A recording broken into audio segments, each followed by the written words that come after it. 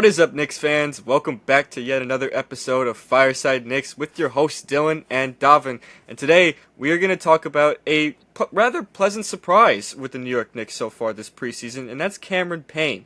You know, when the Knicks signed him in the offseason, I think a lot of fans were kind of just like, whatever, didn't really expect him to play a whole lot, all this stuff, but given now the Karl-Anthony Towns trade depleting the bench already with that, and now a recent injury with Landry Shamet, it seems like Payne is going to be playing a pretty big role in the Knicks bench this regular season. I think at this point it's a guarantee that he's going to make the rotation. He's had a solid preseason. I think he's earned it. So far in the preseason, 13 points per game in 26 minutes. The efficiency isn't the best, and we will dive into all that stuff. But I think so far he's kind of earned the right to be able to at least start the regular season in the rotation. But with all that stuff that I just brought up, we're going to discuss what his role looks like. So, Davin, tell me first off how you're doing, and secondly, what do you think Cameron Payne's role is going to look like, at least to start the season? Doing great, man. Thank you for asking it. The way I really see it, Cameron Payne, he's in the rotation. I have him as the eighth man for the New York Knicks. So he's going to be getting, I believe, around 20 minutes a game some nights. And his role in the preseason so far, 13 points per game, 5 assists. He's doing everything that we need. As far as bringing tenacity, bringing the hustle, and being a scorer. And let's say we're not so efficient with his scoring, but at the same time, he's bringing a dimension that we need off the bench. And it's kind of for suring that role for him, especially after the Shamet injury. Now, the biggest concern for me currently with Cameron Payne is essentially, I wouldn't say overplaying his role, but making sure that him being a spark plug is what he stays as. I wouldn't want him playing more minutes than needed. That's kind of just how I feel about him in that role. He played average 10 points per game in the playoffs for his career, and I think going into his biggest season, 2021, that's when we saw performances from Payne that really makes him stick to that spark plug moniker. I don't believe an extended role would be necessary for Cameron Payne, but I will say we have to figure out what's going to happen to replace Landry Shamet. Now, we have an eight-man rotation, in my opinion, now, but whatever's coming next, we need to figure out who's going to roll that ninth man out so Tibbs won't be overexerting guys more than he needs. Right, and, as you were saying, too, like, Cameron Payne is a veteran who has plenty of playoff experience. This guy played in the NBA Finals with the Phoenix Suns. He's been on, a number of different playoff teams and stuff. So this guy has been around for a while. He's got a good pedigree. I think, though, one thing that I want to really mention, I think he kind of fits that Tibbs guy model just a little bit. Seeing how he's been performing in the preseason with his, with his energy, his tenacity. He plays hard. He's a small guy, but he plays really hard. He plays with a lot of energy. I think he could bring a lot of pace to the Knicks bench. Now, you were saying that he could be the eighth guy off the bench, and, I don't disagree, but I think he's going to end up being like the quote-unquote de facto sixth man. And while I say that, I still think Miles McBride comes off the bench first, but I think Cameron Payne is going to be in charge of facilitating a lot more than Miles McBride will, which will, of course, lead to more opportunities to score for Payne. Now, either way, like you said, they have to find a way to replace Shamet, because Shamet looked like he was going to make the rotation. I mean, he was having a solid preseason, and, he kind of was that, spot-up shooter that the Knicks needed in the second unit to kind of replace Dante DiVincenzo. But now he's got a shoulder injury. We don't know the severity of it just yet, but, judging off of what it looked like in real time, it did not look very good, so I can't imagine that he's going to start the regular season in the rotation. Of course, we'll know for certain later on this week, but at the moment, it doesn't look very good for him, so it seems like we're going to have to run a bench unit of Payne, McBride, and Achua, and then possibly Huckporty or Sims playing that, that fourth spot off the bench as the ninth guy, which I think that's perfectly fine. I mean, seeing how Achua played as power forward the other night, kind of taking more shots, being more willing to take shots and stuff, I think that can be a pretty solid second unit. Now, as far as Cameron Payne is concerned, I feel like he's going to end up getting a lot of opportunities to get shots, but I also don't think, like what you said, I don't want to see him playing too much at the same time. I don't think he's exactly somebody you can be playing for, 25 minutes a night or anything like that. I don't think he's that good really at all, but I also don't think at this stage of his career he's meant to be playing a role like that. I think when you have as many talented guards as you already have, when you have Jalen Brunson, you have Josh Hart, you have Miles McBride, those are three guards right there that are easily better than Cameron Payne. I think that you're not going to see Payne too much, but I think you're going to be seeing Payne a healthy dose. I think you're going to see him, enough to where you'll notice his presence on the floor. You'll notice him, making plays with some good passes, good energy, and stuff like that. But one thing I really want to pivot towards, I think the conversation in the offseason was really about whether Payne or Tyler Kolek was going to get that kind of backup guard spot. Now, I still think at some point in the season Kolek can make the rotation. I don't think he's going to end up making it to begin the regular season, just judging off of what Thibodeau's preseason rotations have been looking like. But I do think at some point in the season Kolek can kind of take that spot from Payne. And I kind of want to ask you if you agree with that or not. Do you think Cameron Payne's going to kind of keep that bench spot the entire season, or do you think at some point Tyler Kolek or even somebody else could overtake that spot? Yeah, I don't believe Tyler Kolek, his rise will affect Cameron Payne too much. I believe Cameron Payne is a quality reserve player. I believe that he will be needed and will be well used in the playoffs, especially. I think, like I said, a spark plug. Cameron Payne's career high, 29 points in the Western Conference Finals in 2021, followed by a 19-point first round against the Lakers that same season. He has a spark plug mentality. It's kind of what he is, kind of what he's from. He didn't go too deep the last few playoff appearances he's been in. I think last year against the Knicks, he had 11 points, but he hit those three threes, and that was phenomenal for his team. At the same time, that's what he's for, and I believe that will be a quality piece that we know he's a shot taker, shot maker when it's time. Big time or not, he's going to make the shot, and that's kind of what I feel with Cameron Payne as far as a spark plug off the bench is kind of how I see him. Tyler Coley coming up can still be effective with Cameron Payne. Now, my whole decision with the ninth spot or the 10th spot in the rotation, those last two spots per se, they say they even have 10 spots, but I believe nine is fine. There's an argument there. You can make with Kolek, you can make with Porte, you can make with TJ Warren, say they signed TJ Warren, things like that, because all these guys have had really prolific showings in the preseason here. TJ Warren, 11.7 rebounds most recently. Tyler Kolek's averaging 11, 3, and 5, which is insane in his 3 appearances. So it's like this guy's a rookie looking sensational right now. Will he be that ninth spot? That's really what I believe the next decision will be because we need a 9 guys. So it's not going to be like we have an 8, a solid 8, sure. It's going to be great. I believe Karl Anthony Towns will play a very extended role. Like when I say extended, I mean he's going to be playing heavy load, heavy minutes because we just don't have the depth at the center. And I don't believe Porte, like I said, he put up 5 rebounds in 22 minutes against the Hornets last outing. And you know what I mean? 22 minutes, 5 rebounds.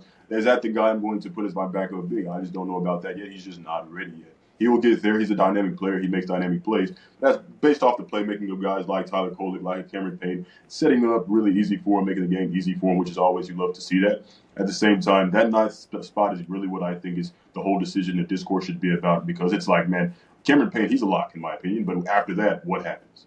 And that might affect some things, his playing time, his minutes played, and things like that. Right, and I don't disagree. I think, like I said in the opening, I think at this point it's a guarantee Cameron Payne makes the rotation, and I think he's going to be, someone that's going to be playing a decent amount of minutes. While I called him the de facto six man, I call him that because I think he's going to be facilitating more than like Miles McBride would be. Even though I don't think Cameron Payne will be the first guy off the bench, so that's why I use the term de facto in that situation. Because when you call a six man, you expect first guy off the bench and also the main facilitator, the main guy off the bench. Cameron Payne's not going to be the main guy off the bench. It's going to be Miles McBride and Precious Achiuwa. Those two guys are going to be the main guys off the bench. But Cameron Payne's going to have a solid role, and I think really how he performs in the regular season will determine really where he fits in this rotation going forward, like later on in the season, and whether or not Thibodeau's going to give Tyler Kolek an opportunity to kind of take that spot, or even somebody else. Like you mentioned, T.J. Warren. There are many other possible candidates. I mean, I fully expect Mikal Bridges to be running the second unit with these guys anyway. So I think right there we can really see an impact because Payne and Bridges had played together when they were in Phoenix, so you kind of have that chemistry right there. And, I mentioned this in a previous episode, and I'll say it again, but I kind of see what the Knicks are trying to do by, having Payne on here, having Shamet here, and, of course, Bridges. They're kind of trying to recreate that Sun synergy that those three had, right? They're trying to recreate that a bit because it brought them a lot of success. I mean, the team made the NBA Finals that year. Yeah, they ended up falling short, but they made the Finals. That's still a step the Knicks need to take. They're kind of trying to recreate that while also having, a loaded starting five. So I like their plan. I think it can work. I fully trust what the coaching staff is doing with that. I have a lot of trust in it, and I think really Cameron Payne was one of my biggest question marks coming into the season, just because yes, I know he's a veteran and I know he has the playoff experience. He's got a good pedigree, but I just wasn't sure really where he would fit. I honestly wasn't sure. And for a while I wasn't exactly sure if I was going to play him over Tyler Kolek. I've been very high on Kolek, I know, but I really think Kolek can solve a lot of problems in the second unit. That's why I've been so high on him. Obviously, he's a rookie. He still has a lot of skills to harness and develop, so I understand that. And I get that they probably want us at least start with the veteran who, has the experience already. You don't necessarily have to hold his hand because he has experience running a second unit. So I get that. And I do think it'll end up paying off well for him, just given the performances we've seen from Payne so far. Yes, his efficiency overall is a little low in the preseason. He's only shooting 38% from the floor, but he's shooting 36% from three, and that's kind of what you really want out of him. You want him to be able to hit those three-point shots. Yes, you want the overall efficiency to be a little bit better, but the playmaking and the perimeter scoring is very effective, and that's exactly what we need in the second unit. We've been mentioning for a while that last season, playmaking and scoring were two of the biggest weaknesses in the Knicks' second unit. They had size, they had defense, but they just couldn't score the basketball. Now, I'm not saying Cameron Payne's going to transform that, second unit into something crazy, but I do think it's at least it's an upgrade in a way because it's someone who is willing to take shots. It's someone who's an aggressive player. He's always looking to also move the ball. He's not playing slow. He plays with pace. Those are things that the Knicks bench can really benefit from. So I'm looking forward to it, honestly. I think, really, like I mentioned in the opening, he's been a pleasant surprise in the preseason so far. I don't really know what I was expecting from him, honestly. Because, like I said, he was a big question mark for me. So I didn't really have, a set expectation for Cameron Payne. I was kind of just going into this preseason going, okay, let's see what he can do. Show me something. Show me that you can be a capable role player, a capable reserve. And I mean, yes, it's the preseason. I understand that argument. But at the same time, this is an NBA veteran. And he's doing the things that he's been doing most of his career, which is be a serviceable backup. Which, again, if we get this kind of production in the regular season, I'm all for it. Of course, it won't be on 26 minutes a game, like he's getting in the preseason.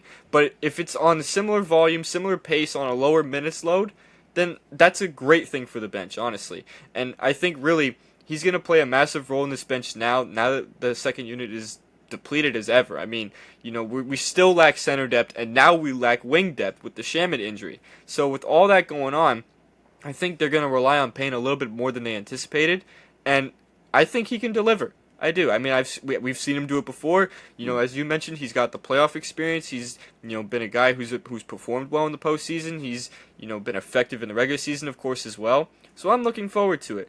I don't have much else to add about it though, so I want to give you an opportunity to kind of get some final thoughts on what you think Cameron Payne could do this season. If Cameron Payne keeps the trajectory he's holding right now in the preseason, 13 points per game, like you said, 26 minutes a game, he won't be seeing that. But let's say he gets around 15 to 20 points per game, 20 minutes per game, pardon me. 13 points per game. Preston Achiuwa is averaging 10. McBride's averaging 13. That alone that's a formidable bench. I'm not even including Josh Hart. I'm not even including what Mikal Bridges will be doing. I'm not including Jalen Brunson's potential 30 points per game. This team, with all these pieces included, and Josh Hart could average 0 points per game, they're still going to be putting up 120 points on the board. So it's like they have all the pieces that they need, I believe. It's just going to be – my thing is about the art of attrition. That's really what it is, a health concern for me, and it's really what I think. It doesn't come down to scoring or things like that, minutes played, being distributed. It's really about who's going to be that guy to step up and for the New York Knicks, because Cameron Payne, he's a lock. But we need 9, 10 guys to make sure this thing is going to be a well-oiled machine by the time February, March Right, rolls and around. as you mentioned, the well-oiled machine. I think Payne can kind of make that second unit a good well-oiled machine. I do. I guess the second unit is very young. McBride is a young player. Achiuwa is a young player.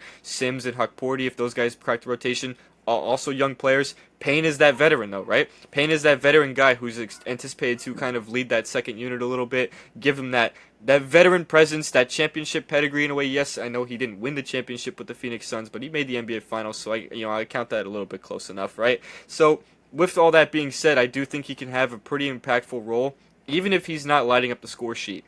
I think he can kind of have a leadership role, kind of that that energy role. We see how energetic he is on the court, right? We saw how tenacious he was the other night against Charlotte, how energetic he was, how much he was really just pouncing on everything all over the floor. I think that can really create a spark in the bench. I do.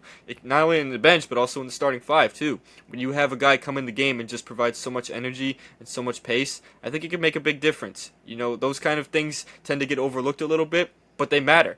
I know people mention, oh, Josh Hart's not scoring. That's a problem as him being a starting shooting guard. But you got to remember, Josh Hart brings the energy, brings the pace, brings the hustle, and that's why the Knicks are successful when he's on the floor. I'm not saying Cameron Payne is going to do the exact same thing, but I think to some level he can provide that kind of impact even if he's not putting up 10 points a game or, lighting it up with assists or anything like that. I think he can have a very similar energy impact. What do you think about that, though? I want to hear your thoughts on that real quick before we wrap it up. No, you're absolutely right. I want to make a note really quickly to the figureheads and analysts on Twitter and social media that say Josh Hart's not going to be effective or should be traded or he's not the same. I'm gonna be honest with you guys. Josh Hart, he's the glue guy, man. He's the Iron Man. Josh Hart's going to be a playmaker. He's going to be a rebounder. He can go get you 10 rebounds a night if needed. Like I said before, he doesn't need to score, and this team's going to still put up 120 points on the board. So if he's doing all the little things and skills that he's supposed to be and he possesses that he brings out well to make others around him better, then have at it. So be it. I believe Cameron Payne's going to be just fine. I believe that Josh Hart, with that bench role, especially going to open up his scoring ability. But on the starting with the starters, he doesn't need to be a scorer at all. That's just the way I Right, see it. and like you just said, with Hart being able to do that, he's adapted to his role, and I think Cameron Payne can do the same thing. Like, yes, Cameron Payne will be playing a pretty similar role than he has most of his career, so it's a little bit different, but it's a smaller role. He's not going to be as dependent as he was on some of the other teams he was on, but it's one I think he can adapt to, and I think he's with the right coaching staff to do just that. Because, like I said earlier, I think he fits that like Tibbs guy model a little bit. We always say that about a lot of our players, but I think really the Knicks are built of a team, True. like you just said, it's true. They're built of a team full of guys that fit Tibbs' coaching style. They play with energy, they play with Yeah. pace, they play hard, they play until the final buzzer. That's the kind of guys you want on your team, and I think Cameron Payne is exactly that. And again, my expectations for Payne are not like skyrocketing high. I'm not expecting anything crazy from him. I'm just expecting a consistently positive impact. Yes, there's going to be some nights where we look at Cameron Payne and go, why is he out there on the floor? What is he doing? He's a complete mess. He's not a perfect player. We know that. But he's a guy that I think can make a difference for his team, and I think really he kind of has to make a difference now with how thin the second unit is. I think that's really the bottom line right there. But I don't really have much else to say about it, so I think this is a good point to wrap up the episode. I really hope you guys enjoyed this episode. Let us know what you think about Cameron Payne in the comment section below, though. What kind of role do you expect him to be playing? What would you consider a successful season for Cameron Payne? We would love to hear about it. You can follow us on all of our social media platforms as well. Twitter, Instagram, TikTok, Facebook. Of course, this YouTube page that you are watching the video on. You can follow our personal Twitter accounts. They are above our heads. And we will see you guys in the next episode of Fireside Knicks. Peace out.